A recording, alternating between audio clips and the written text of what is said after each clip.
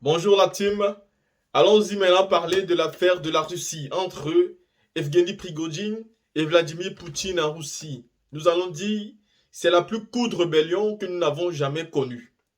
Hier, tout le monde avait peur, mais nous allons tirer des leçons de ce qui s'est passé pendant les dernières 24 heures, où Evgeny Prigojine menaçait clairement de faire un coup d'État contre le ministre de la Défense et le chef de l'état-major des forces armées russes.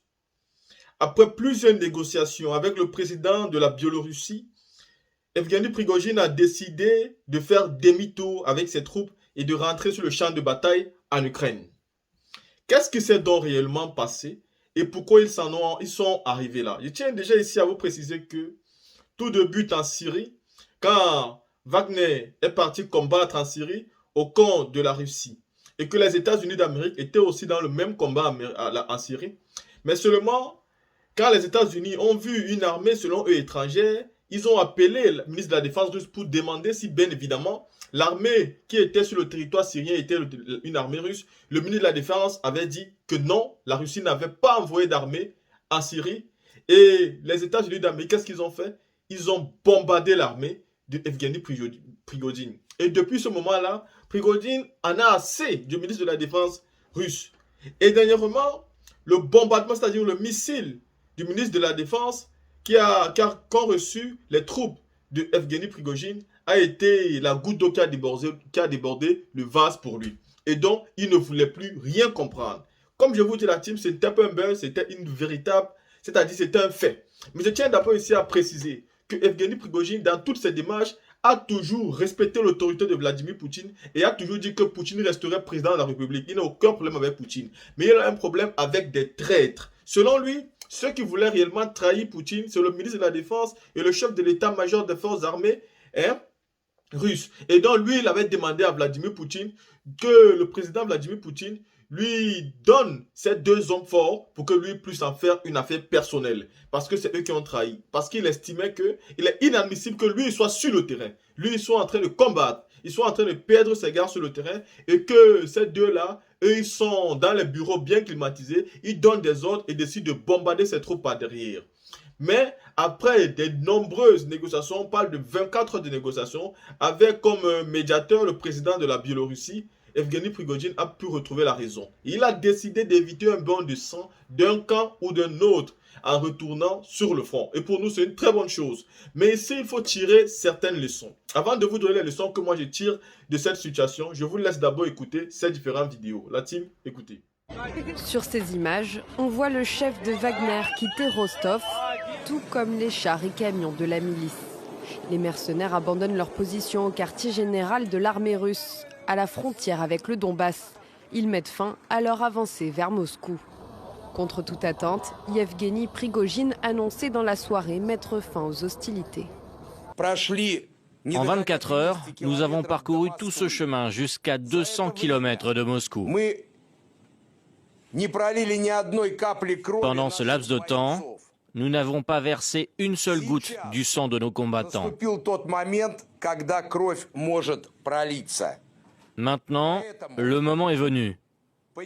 Du sang pourrait être versé. C'est pourquoi, comprenant la responsabilité que du sang russe puisse être versé d'un des côtés, nos colonnes font demi-tour dans l'autre sens et regagnent leur camp de base temporaire, selon le plan. Rétropédalage spectaculaire et fin d'une rébellion qui aura duré moins de 24 heures. Après des mois de critiques de l'armée russe et de sa conduite de la guerre en Ukraine, Yevgeny Prigojine et sa milice se sont rebellés. Ce samedi matin, ils s'emparaient par les armes de la ville de Rostov. La milice, qui revendique 25 000 combattants, avait quitté plus tôt le front ukrainien pour ramener l'ordre en Russie, selon les termes de leur chef. Vladimir Poutine s'est exprimé rapidement à la télévision, sans chercher à dissimuler la gravité de la situation. Ce à quoi nous faisons face, ce n'est rien d'autre qu'une trahison provoquée par les ambitions démesurées et les intérêts personnels. C'est un coup de poignard dans le dos de notre pays et de notre peuple. Dans la journée, les forces de Wagner se sont rapprochées de Moscou à grande vitesse avant de faire demi-tour. Une décision qui a été actée à l'issue d'une médiation avec le président biélorusse Loukachenko, très proche de Prigojine selon Moscou. Le Kremlin annonce que le chef de la milice va se rendre en Biélorussie dans le cadre de cet accord. Lui et ses combattants ne seront pas poursuivis pénalement. C'est la vidéo qui a déclenché l'insurrection qui a fait vaciller Vladimir Poutine. 20h42, à l'arrière du front en Ukraine, un camp de la milice Wagner bombardé, des corps jonchent le sol. Les coupables, ce ne seraient pas les Ukrainiens, mais l'armée russe. C'est ce qu'affirme le chef des mercenaires Evgeny Prigojine, alors il promet de se venger. Ceux qui ont frappé nos vies aujourd'hui, ainsi que des dizaines de milliers de vies russes, seront punis. Que personne ne se mette en travers de notre route. Nous restaurerons la justice pour les troupes et la justice pour toute la Russie. À Moscou, ces menaces sont prises très au sérieux. À 1h du matin, la police anti-émeute et la garde nationale se déploient devant les bâtiments officiels. Ministère de la Défense, Kremlin, mairie, mesures de sécurité renforcées. Dans la nuit, les hommes de Wagner ont franchi la frontière. À 7h, ils ont conquis la ville de Rostov, dans le sud du pays. Une ville stratégique pour l'armée russe. C'est le centre névralgique de ses opérations en Ukraine. Prigojine s'affiche avec les chefs militaires russes locaux. Ont-ils fait allégeance ou sont-ils prisonniers? On l'ignore. Mais le milicien se fait encore plus menaçant. Nous voulons rencontrer le chef d'état-major et Shoigu. Le chef d'état-major n'est pas là. On restera jusqu'à ce qu'on les ait, on bloquera Rostov et ensuite on ira à Moscou. Le chef d'état-major, Gerasimov, et Shoigu, le ministre de la Défense, les ennemis jurés de Prigojine. Le pouvoir russe réagit. Perquisition au siège de Wagner à Saint-Pétersbourg et déclaration de Vladimir Poutine à la télévision à 9h. Il convoque la guerre de 1917. Les complots, les querelles et la politique menée dans le dos de l'armée et du peuple ont provoqué le plus grand choc, la destruction de l'armée et l'effondrement de l'État, la perte de vastes territoires. C'est ainsi que la tragédie de la guerre civile a vu le jour. Nous ne laisserons pas cela se reproduire. Et pourtant, les hommes de Wagner progressent vite. À la mi-journée, ils ne sont plus qu'à 550 km de la capitale, à Voronezh. Au moins un dépôt pétrolier a été détruit par un tir d'hélicoptère. Depuis, ils n'avaient pas cessé d'avancer. Après avoir écouté la vidéo, il est important que nous tirons les leçons de ce qui s'est passé hier. La team, après ce qui s'est passé hier, nous avons nous-mêmes eu peur. On s'est fait peur. Et on se disait, Seigneur, faut pas que Vladimir Poutine tombe, faut pas que la Russie tombe, parce que c'est l'espoir aujourd'hui du tout un peuple africain. C'est dommage, mais on s'est quand même dit ça. Et pourtant, il ne faut pas. Il est important pour nous aujourd'hui de dire que la première leçon à tirer est de savoir que tous les Africains voulaient que Vladimir Poutine ne tombe pas. Car ils avaient peur que si Vladimir Poutine tombait, eux aussi, ça devait être un échec pour eux. Pourquoi? Parce que nous ne sommes pas encore capables de nous défendre tout seuls si Poutine n'est pas là. Avec son armement aujourd'hui, il a permis au Mali de pouvoir dire non. Imaginez si Vladimir Poutine n'est plus là et que Wagner décidait de partir. Est-ce que le Mali pourrait encore s'en sortir tout seul avec des ennemis voisins comme M. Alassane Dramane Ouattara, les ennemis voisins comme M. Macky Sall, comme M. Talon, est-ce qu'il pourrait encore s'en sortir avec des ennemis comme ça? Avec la France qui est sur le côté, le Niger de l'autre côté, cela deviendrait donc difficile.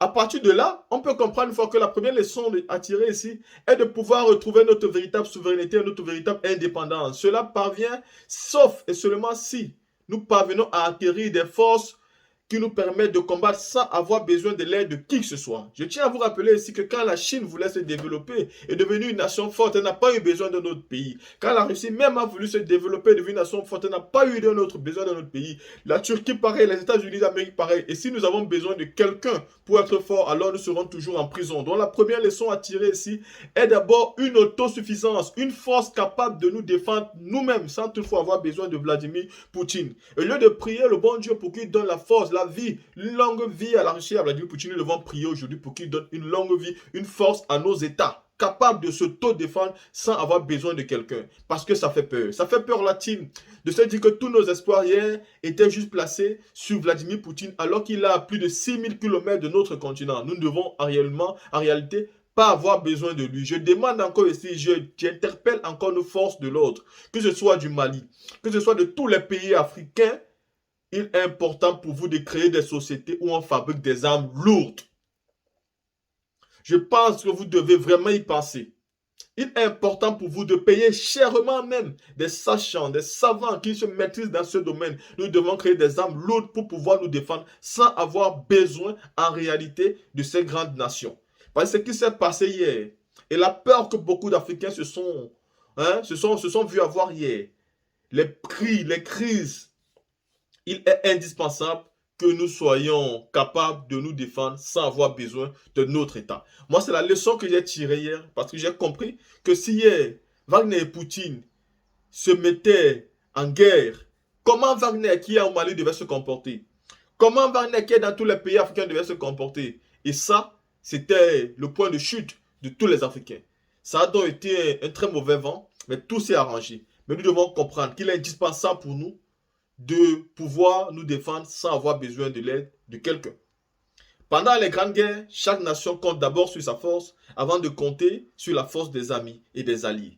Il est important pour nous de compter d'abord sur nos propres forces avant de compter sur qui que ce soit qui peut venir en tant qu'allié ou en tant qu'aide. Et pourtant aujourd'hui, dans l'Afrique francophone précisément, nous continuons à exporter des armes. C'est malheureux. Il est important pour nous, pour notre souveraineté et notre indépendance, d'en fabriquer. Ceux qui disent qu'on n'a pas besoin des armes, nous sommes en 2023, nous en avons effectivement besoin pour pouvoir nous défendre.